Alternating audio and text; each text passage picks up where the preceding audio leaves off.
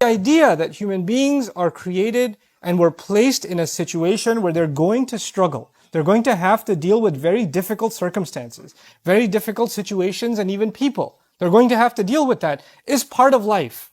And that has nothing to do with, if you had more iman, you wouldn't have these problems. It doesn't work that way.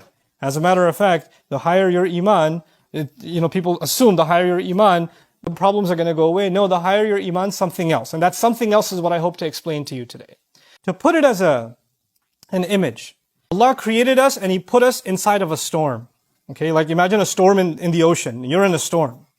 And the waves are turbulent and you've got your little boat, etc. And you're constantly worried about sinking.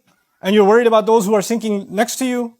But Allah Azza wa Jal, what does the faith do? It gives you the strength and it gives you the ability to go through the storm, to navigate the storm. It doesn't mean you don't get wet. It doesn't mean sometimes the boat almost doesn't tip over. But you now have the ability to go through it and survive the storm.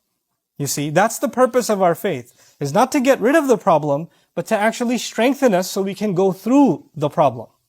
One of the most powerful examples of that, and actually before I get into that example, because really at the heart of all of this khutbah today is one phrase from one ayah from Surah Fussilat, and I'll get to that at the end.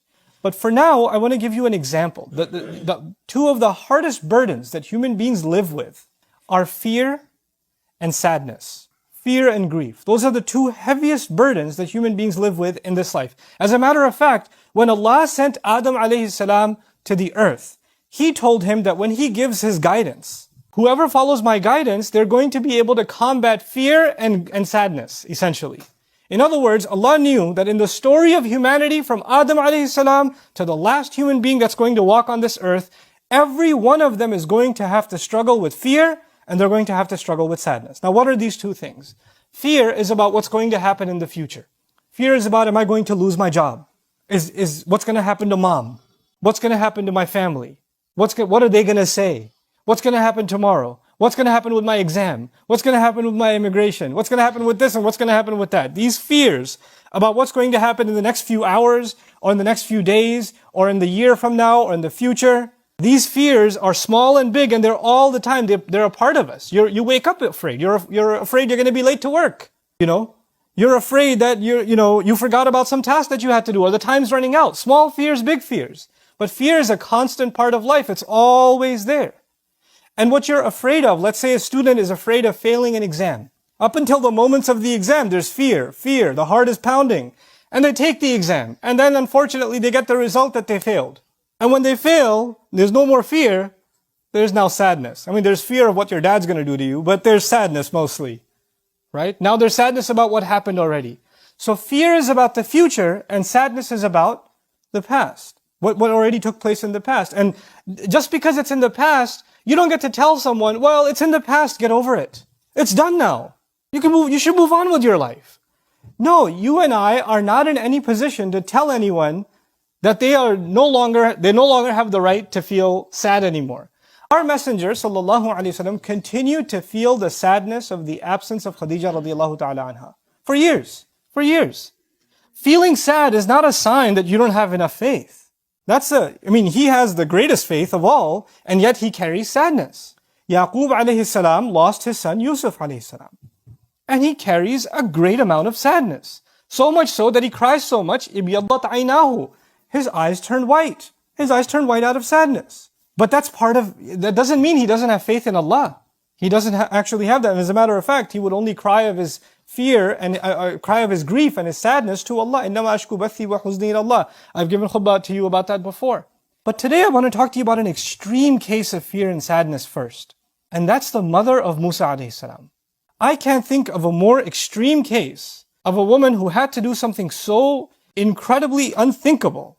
She knows that any minute from now, soldiers are going to break her door and they're going to kill her baby in front of her own eyes. For a mother to imagine the murder of her own newborn baby. Unthinkable. And the only idea she had that Allah put in her is you need to put your child in a basket and put that basket, alqihi fil yam, throw it into the river. It's not even nicely, gently put it into the river.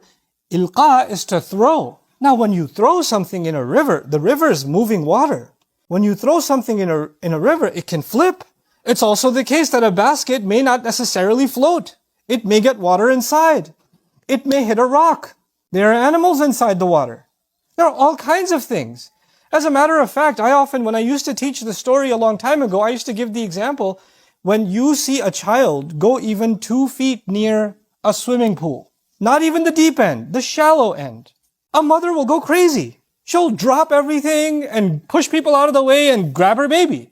There are women that give their babies a bath, in the tub, and they put the water this little. And the baby's like, come on, no, too dangerous. This much is you'll drown. I can't even fit my head in. No, not gonna let you. There's a fear. And this mother has to take her newborn. He can't even crawl yet. He can't even do that yet. And she has to throw this thing into the water. Can you imagine the kind of fear this woman has in her heart when she does that? And when she does that, she can't even look at it and can't even cry and scream, my baby, my baby. She can't do that, because if she does that, the soldiers will know one survived and they'll go after him and kill him. So she has to not even even if she looks, she has to look from the side. And then this water is not standing still, it's moving. So this basket is slipping away from her sight to the point where she doesn't even know what happened to it. She has no idea what's happened to it. And now she's living with this incredible, overwhelming sadness. What have I just done? What's going to happen to my baby? And in those moments, Allah Azza wa Jal told her, لا تخافي ولا تحزني. Don't be afraid.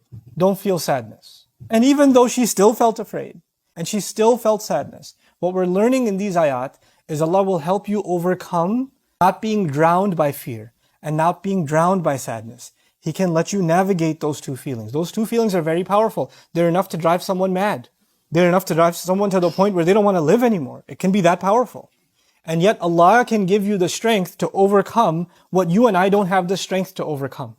This mother, like no other mother, could stand doing that and survive. So Allah says, وَأَصْبَحَ فُؤَادُ أُمِّ مُوسَى فَارِغًا. Musa's mother's heart was, you can think of the imagery as it was bleeding out. It was emptying out. It's like her heart was exploding. إِن كَادَتْ لَتُبْدِي بِهِ. She was on the verge of just screaming out, that's my baby, I want my baby back. She was on the very verge of it. She couldn't hold it in. لَوْلَا أَرَّبَطْنَا عَلَى قَلْبِهَا.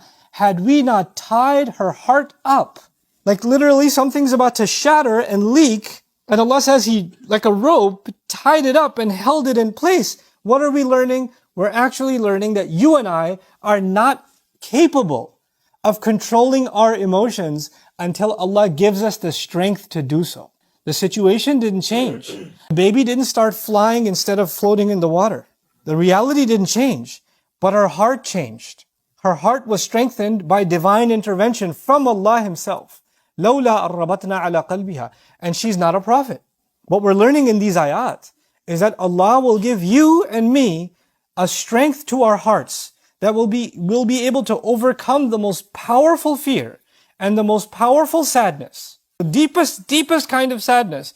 He'll make us strong enough, not that those things will go away, but you'll be strong enough to go through it. You won't collapse. Your heart won't fall apart. And He says all of this, لِتَكُونَ مِنَ الْمُؤْمِنِينَ, so she may be from those who truly believe. She could truly hold on to faith. She won't ever accept that my baby drowned. She won't accept that. She'll hold on to her faith, she'll hold on to hope. As a matter of fact, in this ayah, for her to be a believer actually is the same as for her to be hopeful.